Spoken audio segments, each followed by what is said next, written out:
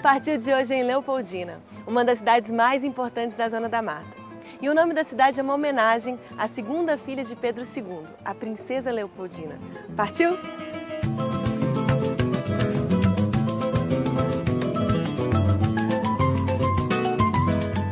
E essa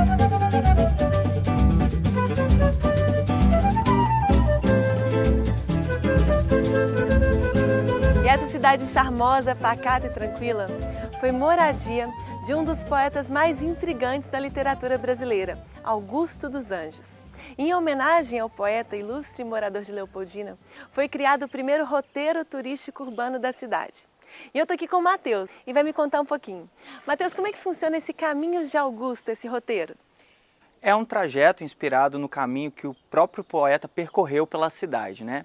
Principais pontos, né? As referências turísticas que nós temos em Leopoldina. Esse daqui é o ponto inicial onde jaz os restos mortais de Augusto dos Anjos, que o povo de Leopoldina se orgulha muito em ter como esse mártir da nossa história, da literatura, né? E uma referência para todos nós. E é um caminho que vale muito a pena ser conhecido, recomendo a todos e a gente vai embarcar nessa, não vai? Então partiu conhecer?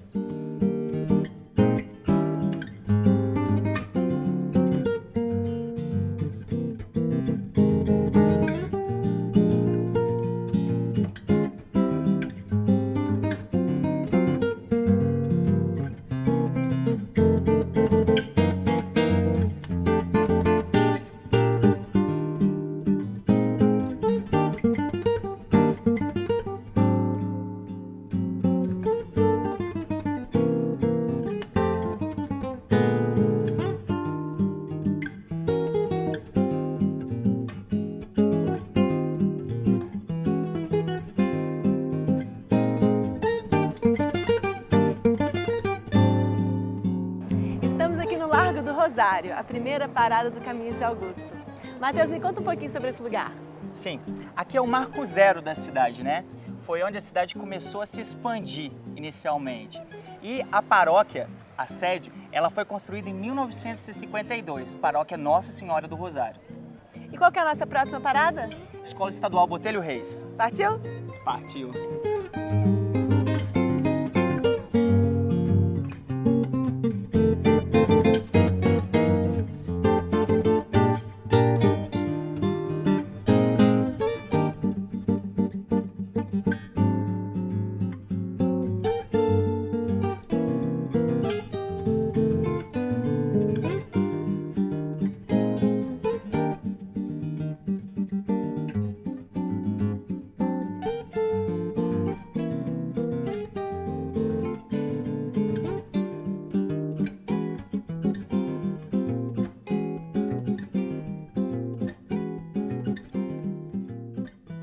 Chegamos no ponto mais importante do roteiro, o Espaço dos Anjos, aqui um museu no qual Augusto dos Anjos residiu na época que ele morou aqui em Leopoldina.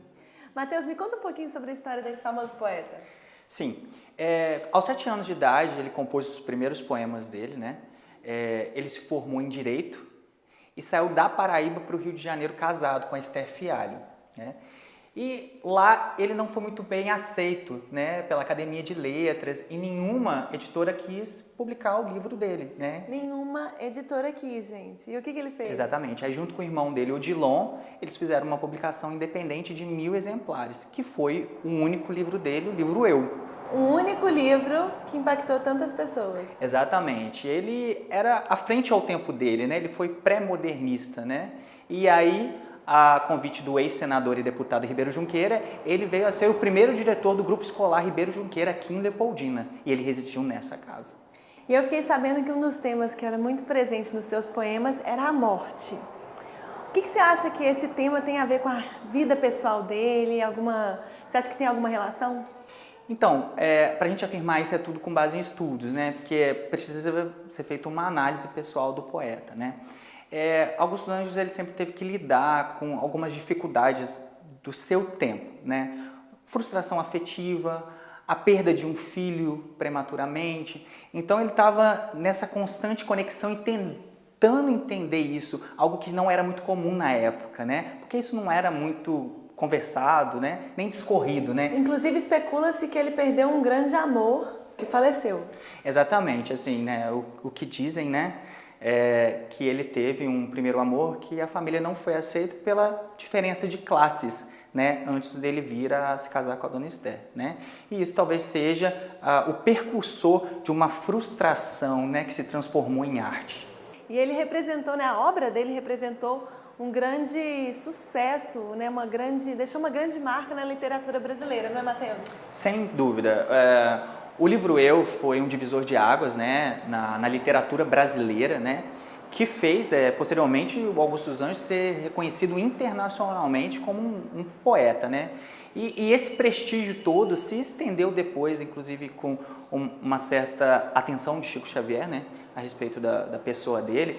E eu acho que esse é o grande... Chico Xavier chegou a psicografar uma carta de Augusto dos Anjos. Exatamente, ele psicografou um poema, né? E isso também veio a corroborar, né, para que Augusto dos Anjos também viesse a ser mais conhecido. Mais conhecido ainda. Exatamente. E o que o visitante pode encontrar aqui nesse espaço onde ele morou?